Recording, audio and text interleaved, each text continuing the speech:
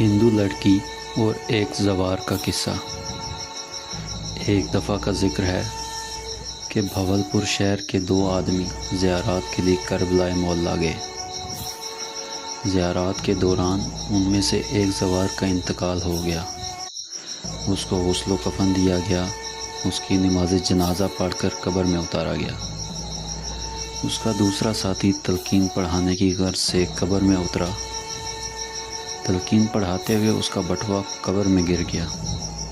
اس نے سوچا کہ تلقین مکمل ہونے کے بعد بٹوا نکالوں گا، لیکن اسے یاد نہ رہا اور وہ قبر سے باہر نکل آیا۔ قبر کا تعویذ بند کر دیا گیا۔ جب اسے اپنا بٹوا یاد آیا تو اس نے اس خیال سے خاموشی اختیار کر لی کہ اگر میں نے ابھی بات کی تو یہاں شور مچ جائے گا۔ رات کو آرام سے آ کر قبر سے بٹوا نکالوں گا۔ اسی خیال کے تحت وہ زوار قبر پر آیا اور اس نے قبر کا تعویذ کھولا۔ اس کی حیرانی کی حد نہ رہی جب اس نے اس قبر میں اپنے ساتھی زوار کو نہ پایا، بلکہ اس زوار کی جگہ ایک لڑکی کا میت پڑا تھا۔ میت پر کفن کے اوپر ایک قیمتی چادر بھی پڑی تھی۔ اس کے دل میں لالچ پیدا ہوا اور اس نے وہ قیمتی چادر اتار لی کہ اسے بیچ کر اپنا زاد راہ مہیا کر لوں گا۔ اس نے چادر اس خیال سے کربلا میں فروخت نہ کی کہ چادر کو کوئی پہچان نہ لے اور لوگ اسے کفن چور نہ سمجھیں۔ اسی خیال سے اس نے چادر اپنے سامان میں رکھ لی۔ یہ زوار جب کراچی پہنچا تو ایک کپڑے کی دکان پر گیا۔ دکاندار سے کہا کہ میرے پاس زاد راہ نہیں ہے اور مجھے بھاولپور جانا ہے۔ میرے پاس ایک قیمتی چادر ہے، اگر آپ اسے خرید لیں تو میرے گھر جانے کا بندوبست ہو سکتا ہے۔ دکاندار نے کہا چادر دکھاؤ۔ اس نے چادر دکاندار کے سامنے رکھی۔ دکاندار نے چادر دیکھتے ہی پہچان لی۔ واقعہ کچھ اس طرح تھا کہ یہ دکاندار ہندو تھا۔ اس کی ایک بیٹی تھی جس کا انتقال ہو گیا تھا۔ ہندوؤں نے اپنے مذہب کے مطابق اس کا میت جلانا چاہا، لیکن اس کے جسد خاکی کو آگ نہ لگ سکی، کیونکہ اس لڑکی کی دوستی کچھ مسلمان لڑکیوں کے ساتھ تھی اور اس نے قرآن بھی حفظ کر رکھا تھا۔ محرم الحرام کے دنوں میں عزاداری بھی کیا کرتی تھی اور محرم کے 10 دن دودھ کی سبیل بھی لگایا کرتی تھی۔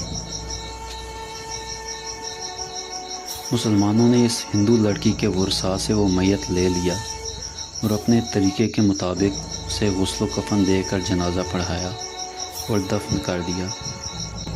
جب اسے دفن کرنے لگے تو اس کے ورثاء نے کہا اگر آپ لوگ اجازت دے تو ہم اپنی طرف سے ایک چادر اس کی میت پر ڈالنا چاہتے ہیں، آخر وہ ہماری بھی بیٹی ہے۔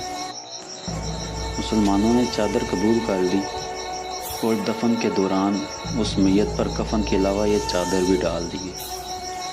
ہلکی ساتھ جب اس ہندو نے زوار کے پاس چادر دیکھی تو پہچان لی۔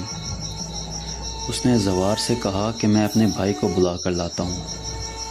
وہ باہر نکلا اور بھائی کی بجائے پولیس کو بلا لایا اور پولیس کو بتایا کہ یہ آدمی کفن چور ہے اور سارا واقعہ چادر کا بتایا۔ اس کے جواب میں زوار نے اپنی ساری روداد سنائی کہ کس طرح عراق میں میرے دوست کا انتقال ہو گیا۔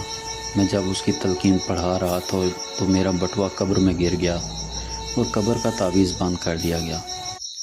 میں رات کو اپنا بٹوا نکالنے کے لیے قبرستان گیا۔ وہاں میں نے قبر میں ایک لڑکی کا میت دیکھا جس پر یہ چادر تھی۔